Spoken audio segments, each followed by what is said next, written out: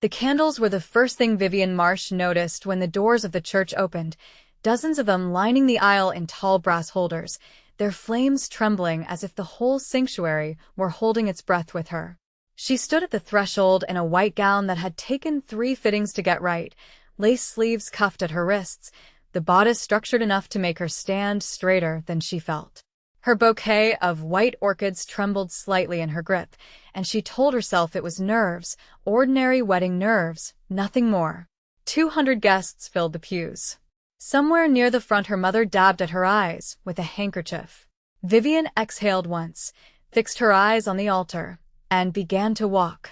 At the altar stood Taeyong Choi, and even from this distance, she could see the particular stillness that had first drawn her to him 8 months ago, the way he stood like a man who had never once needed to fill silence with movement. His suit was black, cut close through the shoulders, a single pin at his lapel catching the light. His hands were folded in front of him, the same hands she had watched sign contracts and pour tea and once press flat against a car window to steady her when the city outside had felt too loud.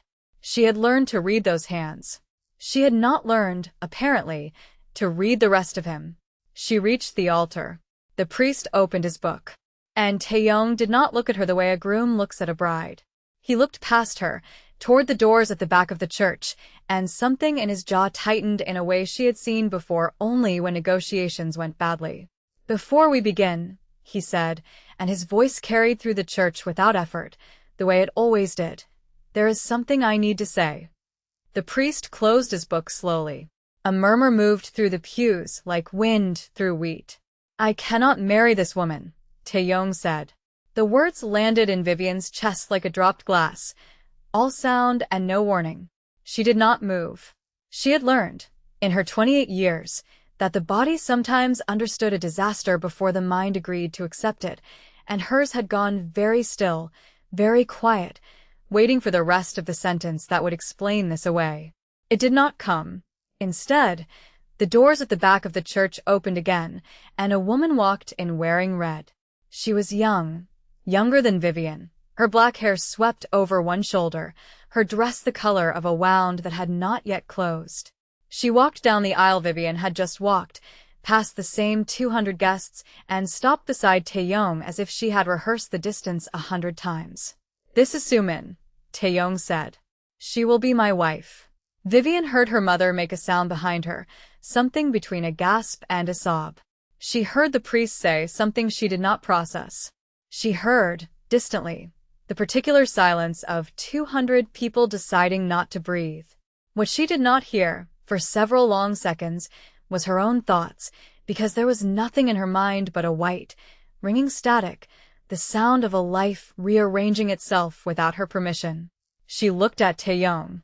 He looked back at her, and for one instant, just one, something moved behind his eyes that was not triumph and was not cruelty. It looked almost like an apology. Then it was gone, replaced by the composed blankness she had once mistaken for depth. "You could have told me this before I put on the dress," she said. Her voice did not shake. She was proud of that, later, when she had time to be proud of anything. "I am telling you now," he said. She set the bouquet down on the altar rail, deliberately, the way she set down anything she intended never to pick up again. Then she turned and walked back down the aisle, past the pews of people who did not know where to look, past her mother's outstretched hand, out through the church doors, and into a Seoul afternoon that smelled of rain that had not yet fallen. She did not cry until she was 3 blocks away, and even then, she cried the way she did everything with control, with an end point already decided. What she did not know, standing on that street corner in a ruined wedding gown, was that within 6 hours, Taeyong Choi's empire would begin to come apart at the seams his new bride had been sent to cut, and that the only person who would understand what was happening quickly enough to stop it was the woman he had just humiliated in front of 200 witnesses. Vivian had come to Seoul 14 months earlier as a financial consultant for a firm that restructured failing companies, and Choi Holdings had been her 4th client, though she had not known at first what Choi Holdings truly was beneath its shipping contracts and real estate portfolios. She had learned the truth in pieces, the way one learns a language, by immersion rather than instruction, until one day the vocabulary of the organization made sense to her the way English once had, without her remembering the moment she had stopped translating it. She had been good at her job. She was good at most things she set her mind to, which was, she often thought, both her gift and her curse, because competence invited responsibility and responsibility rarely left room for softness. She had walked into Taeyong's office 9 months ago to explain, in blunt terms, that 3 of his lieutenants were bleeding money through a logistics company in Incheon, and instead of dismissing her the way powerful men often dismissed a woman who told them uncomfortable truths, he had listened. He had asked her to sit. He had asked her, when the meeting ended, to have dinner with him, not as a proposition but as a continuation of a conversation he did not want to end. She had known what he was. She was not naive, whatever her mother believed. She had known about the territory disputes, the debts collected in ways no bank ever collected them, the particular quiet that fell over a room when he entered it. She had told herself, more than once, that she was staying for reasons she could defend to herself in the mirror, and some of those reasons had even been true. But mostly she had stayed because he said her name, Vivian, in a way no one else did, slower, like he was tasting the shape of it, and because underneath the stillness there had been, she believed, something that trusted her.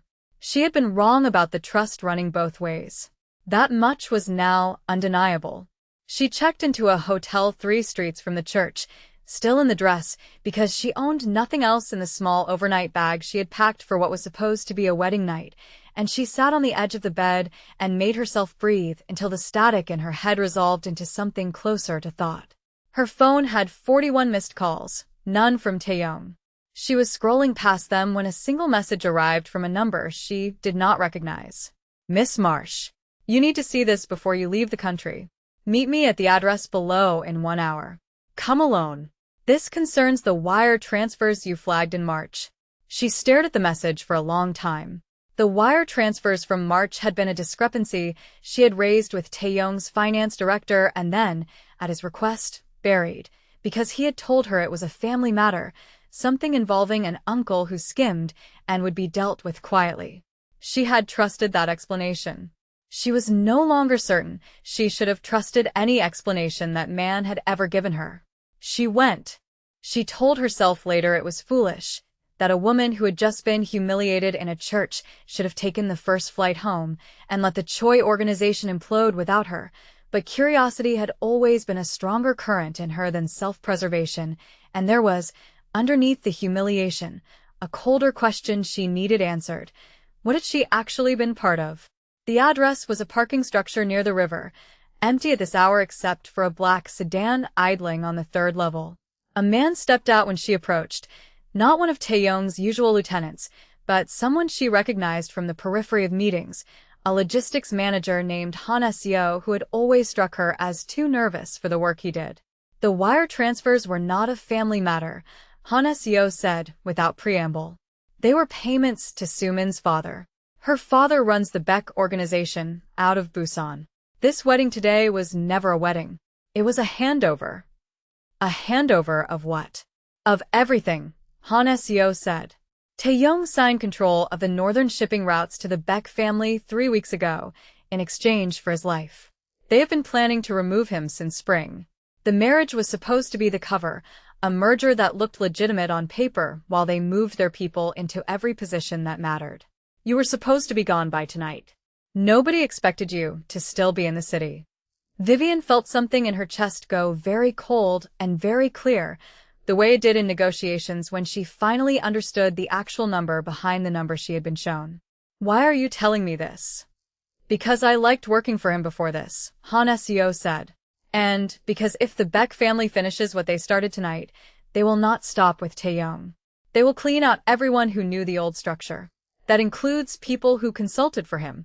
That includes you. Somewhere above them, a car door closed.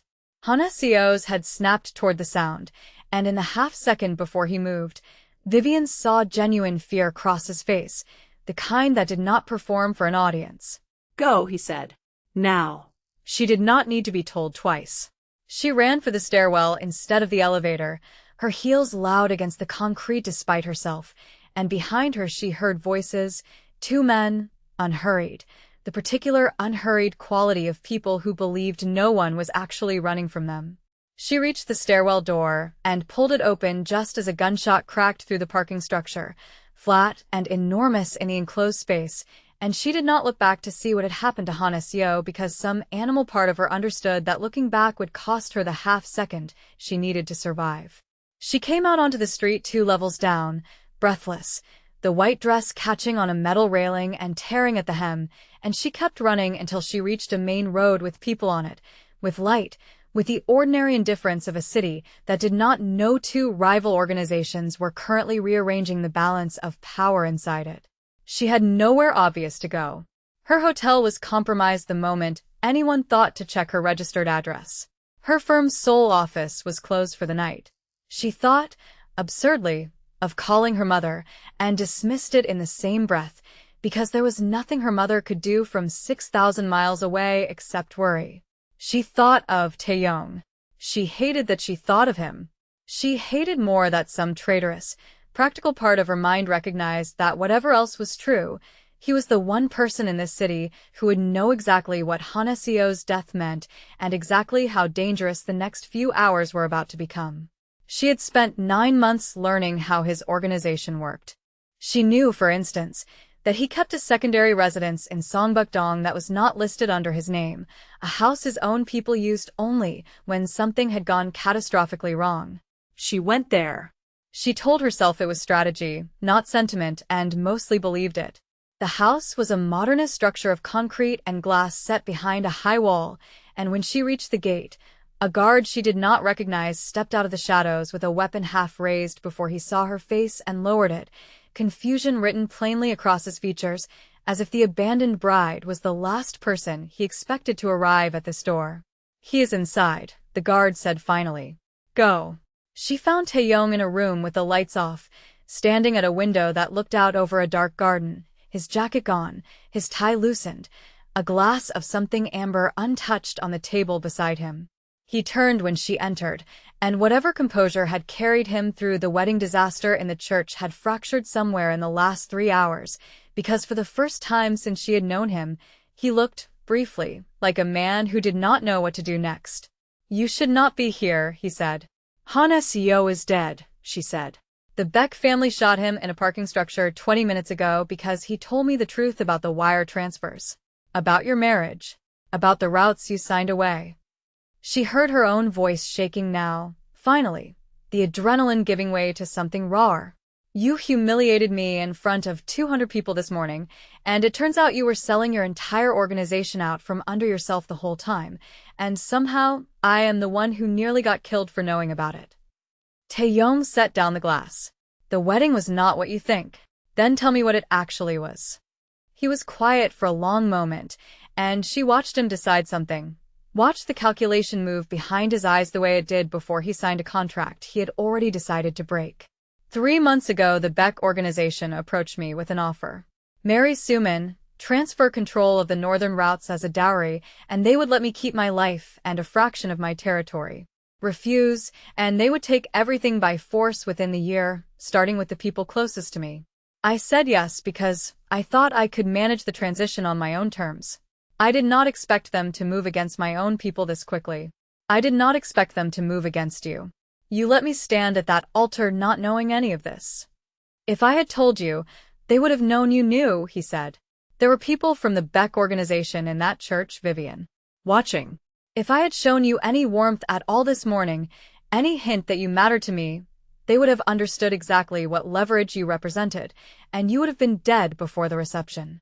She stared at him, and something in her chest that had been screaming since the moment he said, "I cannot marry this woman," went suddenly, dangerously quiet.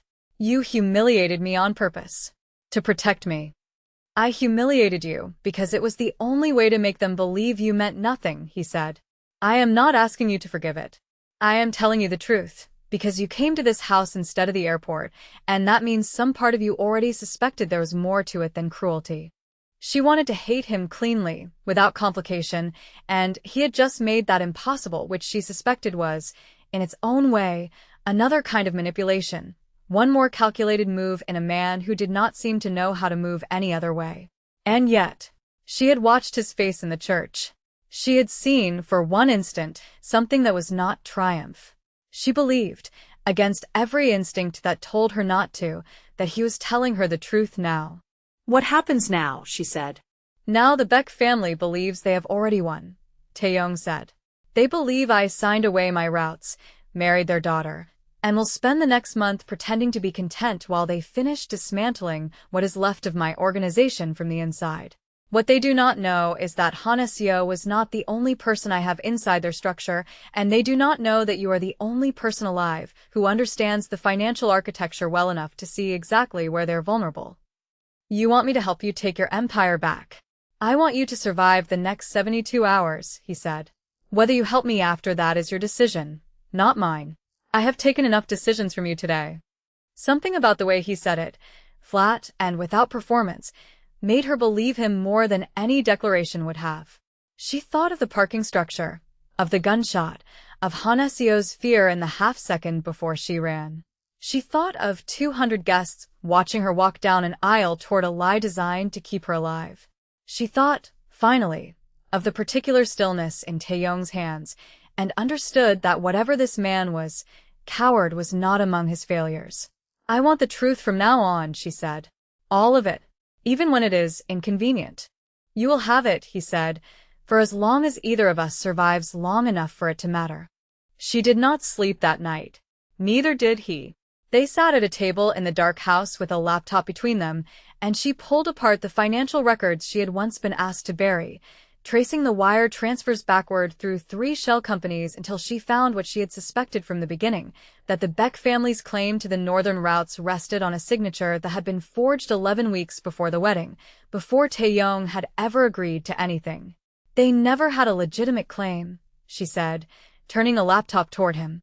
They forged your signature on the transfer documents in June, then spent 3 months forcing you into a wedding that would make the forgery look like a voluntary handover after the fact. If you had refused the marriage, they would have produced these documents anyway and claimed you agreed months ago. Taeyong studied the screen for a long moment, and something shifted in his expression, the particular stillness she knew so well sharpening into something with an edge to it. They were never going to let me keep anything. The wedding was never a mercy. It was theater so that when they took everything, the rest of the organization would believe I had given it away willingly instead of having it stolen. Which means the moment you can prove the forgery, the entire justification for their move collapses. Can you prove it? I can prove it, she said, if you can get me access to the original contract archive before Sumin's people realize what I am doing. He looked at her across the table, and for the first time since the church, something that was not calculation moved openly across his face. You could leave. You could take what you know to the police, to a rival organization, to anyone, and let this become someone else's war. You have no reason to stay in mine. I have every reason, she said. They tried to kill me tonight for knowing the truth. I would rather be the reason they lose than the reason they think they won. He reached across the table then, not for the laptop, but for her hand, resting his fingers over hers with a deliberateness that felt entirely unlike the calculated stillness she had learned to expect from him. Then we do this together, and when it is finished, whatever you decide about me, you decide it as a free woman, not as someone I trapped in a church. Her fingers curled slightly beneath his, an answer she was not yet ready to say aloud, and outside the tall windows, the dark garden held its silence like it, too, understood something was beginning that would not be undone. The contract archive was housed in a records office in Jongno that Choi Holdings had used for 2 decades to store the paperwork no one wanted digitized, and getting Vivian inside without alerting the Beck family's people meant moving before sunrise, while the building's night staff still answered to Taeyong's remaining loyalists rather than the new arrangement no one outside the organization yet knew was already broken. She dressed in clothes borrowed from a closet in the Songbukdong house, dark trousers and a plain jacket, nothing that resembled the woman who had stood at an altar in white lace less than a day earlier, and Taeyong watched her change in the doorway without comment, though she noticed the particular way his gaze moved over her, careful, restrained, a man deliberately not allowing himself something he wanted. You do not have to come with me, she said. It is safer if you stay here and let your people move without you as a target. It is safer for the organization, he said. It is not safer for you, and I have already decided that matters more to me than it should. She did not have a response for that, so she said nothing, and they left the house together in the gray hour before dawn, moving through streets that still smelled of last night's rain. Two people who had been supposed to be married and were instead about to commit a small act of theft against the people who had tried to kill her. The records office was quiet, guarded by two men who nodded at Taeyong without surprise, as though his presence there before sunrise, hours after his own wedding collapsed into scandal, was simply one more Tuesday in a life built on discretion. Vivian moved through the archive with a particular focus she brought to any problem that had a solvable shape, pulling files, cross-referencing dates, until she found the original transfer contract buried in a folder mislabeled to discourage exactly this kind of search. She laid it beside a legitimate contract Taeyong had signed the previous year, and the difference, once she saw it, was unmistakable. Look at the pressure here, on the descender of the Y in your name. Your genuine signature is consistent across every document in this archive. This one is slower. Whoever forged it was careful, but they were copying, not writing, and copying always shows in the pressure points if you know where to look. Taeyong leaned over the table, close enough that she caught the note of cedar and something darker beneath it, the same scent that had, months ago, been the first thing she noticed about him in a boardroom full of men who smelled of nothing at all. You are certain? I have spent 14 months reading contracts for a living, she said. I am certain. Then we have what we need to expose them, he said, but exposing a forgery is not enough to stop the Beck family from finishing what they started. Evidence convinces people who are inclined to be convinced. It does not stop bullets. Then we need more than evidence, Vivian said. We need them to believe for a few more hours that they have already won, right up until the moment it is too late for them to react. Something in his expression shifted, approval and something warmer moving together behind his eyes. You are describing a trap. I am describing the only version of this, where I do not spend the rest of my life waiting for a car to slow down on the wrong street, she said. So yes, a trap. They spent the next several hours building it, and Vivian found, somewhere in the planning, that the fear which had chased her out of the parking structure the night before had transformed into something steadier, a cold and useful clarity she recognized from every difficult negotiation she had ever walked into. Taeyong's remaining loyalists were quietly recalled under the cover of ordinary business, men who had not yet declared for the Beck family because they had not yet been asked to choose. Soo-min, Vivian learned, was staying at a hotel near the river with two of her father's lieutenants, waiting for word that the transition had been finalized, unaware that the forged contract underpinning her father's claim was about to become the instrument of her family's undoing.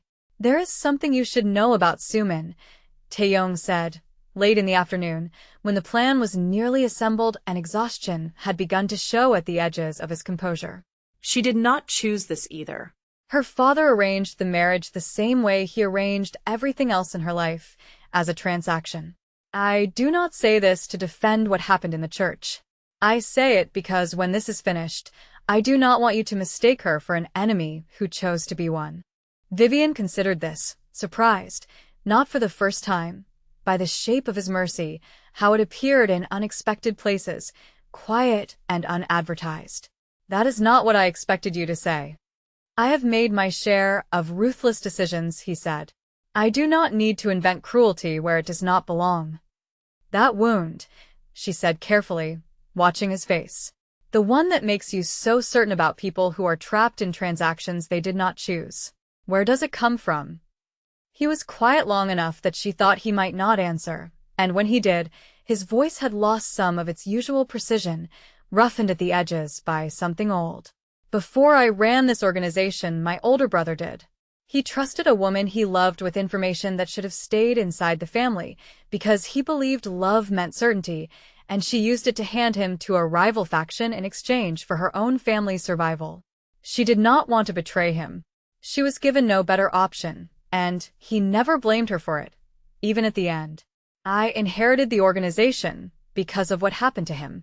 I inherited, too, the certainty that trust given without safeguards gets people killed, and that certainty is why I let you believe for one night that you meant nothing to me. I would rather you hate me and live than love me, and become the next woman a man like me got killed by trusting. Vivian felt something in her chest crack open, not from pity, which she suspected he would have refused, but from recognition, the particular ache of understanding exactly why a person had built the walls they had built. I am not her, she said. Whatever happened to your brother, I am not going to be the reason it happens to you. I know that now, he said. It took me longer to know it than it should have. Night fell over the city, and with it came the hour they had built the trap around, a meeting arranged under false pretenses at a private dining room in a hotel Taeyong's people still controlled, where Sumin's father, Baek Do-hyun, would come to formalize what he believed was the final transfer of the northern routes. Vivian stood in a side room with the forged contract and the genuine one, both prepared to be presented at exactly the moment Baek Do-hyun believed his victory was secured, and her hands, she noticed, were steady in a way they had not been standing at the altar the morning before. When this starts, Taeyong said, low, close enough that only she could hear him. You stay in this room until I come for you. Whatever happens in there, you do not come out until it is finished. I did not survive a parking structure last night to hide in a side room while you finish this alone, she said. I am not asking you to hide, he said. I am asking you to trust that I know what I am doing, the same way I am learning to trust that you know what you are doing with a stack of contracts. We are not the same kind of dangerous. Let me be the kind this room requires. She held his gaze for a long moment, and something passed between them that was not quite agreement and not quite surrender, closer to the particular trust that gets built only under circumstances neither party would have chosen. If it goes wrong, she said, I am not staying in this room. I would expect nothing less, he said, and for the first time since the church, something that was almost a smile moved across his face, brief and unguarded, gone before she could be certain she had seen it at all. The meeting began on schedule. Baek Do-hyun arrived with Sumin at his side and 2 lieutenants behind him, settling into the private dining room with the particular ease of a man who believed the war was already won, and Taeyong met him with a composure so complete that Vivian, watching through a gap in the door, understood for the first time the full weight of what it meant to be a man who had learned to survive by never once showing his hand before he intended to play it. You have brought the final documents, Baek Do-hyun said. I have brought something better, Taeyong said, and set the folder on the table between them, open to the forged contract laid beside the genuine one. I have brought proof that the signature you built your claim on was never mine. The temperature in the room changed instantly, the way it always did when a plan collapsed faster than the person who built it could adjust to the collapse. Baek Do-hyun's composure did not break entirely, but Vivian, watching from the doorway now, saw the specific tightening at the corner of his mouth that told her everything she needed to know. He had not expected this. No one had told him the forgery could be traced. This is not the conversation you think it is, Baek Do-hyun said. The routes are already transferred. My people are already in place. A piece of paper does not undo 3 weeks of operational control. It does when the paper is what a court and every organization who respects the old rules will recognize as fraud, Taeyong said. You did not seize my routes. You stole them, and every ally who backed your claim did so believing it was legitimate. When they learn it was not, and they will learn it within the hour because I have already told them, you will not have allies. You will have witnesses to a forgery, standing in a room with the man who committed it. Baek Do-hyun's hand moved, slow and deliberate, toward the inside of his jacket, and in the doorway Vivian's whole body went cold with a clarity sharper than anything she had felt in the parking structure the night before, because she understood, watching the gesture unfold, exactly what it meant and exactly how little time existed to stop it. She stepped through the door before she had fully decided to move. There is one more thing you should see, she said, her voice carrying into the room with a steadiness she did not entirely feel, and every head turned toward her, including Taeyong's, whose expression flickered for exactly 1 instant with something between alarm and helpless respect. The forgery was not the only evidence I found in that archive. I also found records showing your organization has been skimming from the shipping insurance claims on every route you have controlled for the last 6 years. Your own people do not know about that yet, but I imagine they would find it interesting, given how much of it never made its way to them. Baek Do-hyun's hand stopped moving toward his jacket. "You are bluffing," he said, but his voice had lost its certainty, and Vivian watched the calculation move behind his eyes the way it moved behind every powerful man's eyes when he realized the ground beneath him was not as solid as he had believed. "I've spent 14 months reading financial records for a living," she said. "I do not bluff with numbers. I have copies of everything, held with people who have instructions to release them the moment anything happens to either of us tonight. You can shoot us both in this room, but the routes will still not be yours, and your own organization will know exactly what kind of man has been leading them, which I imagine is a more permanent problem than the one you came here to solve." The room held its breath. Vivian felt Taeyong's presence beside her now, close, steady, not moving to protect her because he understood. She realized that she had not asked to be protected, only to be heard, and for the first time in the entire encounter, Baek Do-hyun looked at her the way he had not bothered to look at her before, as an equal, a person capable of ending him as thoroughly as any weapon could. "What do you want?" he said finally. "I want the forged contract acknowledged as void, in front of the witnesses who backed your claim," Taeyong said. "I want my routes returned, and I want your organization to understand that this territory was never yours to take.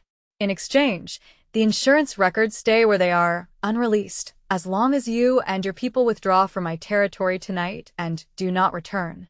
Baek Do-hyun's jaw worked for a long moment, calculating, and Vivian understood. She was watching a man weigh his pride against his survival and find, as most men eventually did, that survival one. "The routes are yours," he said finally. "The marriage arrangement is dissolved."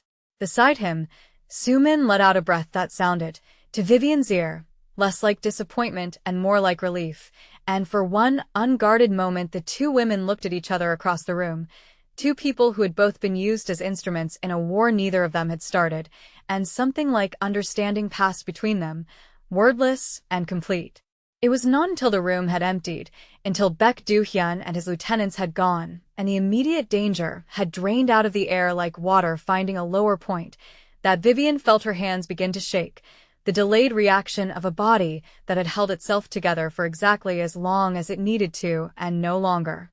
Taeyong caught her hands before the shaking became visible to anyone but him, folding them between his own, and she felt, for the first time since the church, the particular warmth of him without calculation behind it, without a room full of enemies watching to see what the gesture would mean. "You should not have come into that room," he said, but there was no real reprimand in it, only something rawer underneath. "You would have died in that room," she said. "I was not going to let that happen because you decided, alone, that protecting me meant leaving me in the dark. I told you. I want the truth from now on, and I want to be standing beside you when it matters, not hidden away where it is convenient." "I am beginning to understand," he said, "that you are not a woman who can be protected the way I protect most things. You do not want to be shielded. You want to be trusted." "Yes," she said. "That." He looked at her for a long moment, and something in his face, the stillness she had once mistaken for coldness, resolved into something she finally understood as its opposite, a man who had learned, the hard way, that stillness was not the absence of feeling but the discipline of a person who felt too much and had trained himself not to show it, until now, until her, when he seemed to have run out of reasons to keep training himself at all. "I told a church full of people this morning that I could not marry you," he said. "I have never regretted a lie more thoroughly in my life." "Then do not make it a lie for much longer," she said, and something in her own voice surprised her, a certainty she had not planned to feel this soon, or perhaps had felt for longer than she was willing to admit, buried under the practical armor she wore into every negotiation, including, apparently, the negotiations of her own heart. He kissed her then, in the quiet ruin of a room that had nearly become a battlefield, and it was nothing like the wedding that had been staged for an audience that morning, nothing performed, nothing calculated, only the particular honesty of two people who had spent a single, impossible day discovering exactly what they were willing to survive for each other. The weeks that followed were not simple. An empire does not right itself in a night, and Taeyong spent the better part of a month rebuilding alliances that had wavered during the crisis, reassuring lieutenants who had watched their organization nearly fall to a forged signature and a marriage staged as theater. Vivian stayed through all of it, not as a consultant this time, but as something the organization had no established word for, a woman who sat in on meetings where numbers mattered and said what she saw plainly, who Taeyong deferred to on matters of finance the way he deferred to no one else, and who slowly, without ceremony, became as fixed a presence in that world as the man at its center. She thought, sometimes, about the woman in the red dress and what had become of her. She learned, eventually, through channels that moved information the way water moved through the city's older pipes, slow and indirect, that Sumin had left her father's organization entirely within weeks of that night, had taken a name that was not Beck and a life that was not arranged by anyone but herself, and Vivian found, when she heard it, that she was glad. In the specific way one is glad for a stranger who is never truly an enemy, only another woman handed a role she had not chosen. There was no second wedding in a church full of witnesses, no white dress replaced by another. Vivian had decided, somewhere in the weeks after the forged contract and the trap and the kiss in a room that still smelled faintly of gunmetal and cedar, that she did not need an audience to know what she had chosen. She chose it instead in smaller ways, in staying when leaving would have been easier, in learning the particular rhythms of a world she had once only consulted for and now, in some undeniable way, belonged to, not because Taeyong had claimed her, but because she had claimed herself, deliberately, with her eyes fully open to every danger the choice carried. On a quiet evening months later, standing at the same window in the Songbukdong house where she had found him the night everything nearly ended, Vivian watched the garden below settle into darkness, and Taeyong came to stand beside her the way he always did now, without ceremony, without calculation, simply present. "Do you regret it?" he asked. "Any of it? The church? The danger? Staying?" She considered the question honestly, the way she considered everything, and found the answer had been true for longer than she had allowed herself to admit. "I regret the wedding gown," she said. "It never did survive that stairwell. But no, I do not regret staying. I did not stay because you needed saving. I stayed because when it mattered, we saved each other, and I have never trusted anything more than the version of myself that walked into that room instead of hiding from it." He said her name then, the way he always had, slower than anyone else said it, like he was still, after everything, learning the exact shape of it, and outside the window the garden held its quiet the way it had the night this all began, except now the silence between them was not the aftermath of a disaster. It was simply theirs, chosen, unhurried, and entirely, finally honest. If you have made it this far into the story, you already know what it feels like to watch someone choose their own strength over everything the world tried to make them settle for, and if that resonated with you, make sure you are subscribed for more stories exactly like this one, because there are many more women in this world who refuse to be anyone's quiet tragedy, and you will not want to miss where they go next.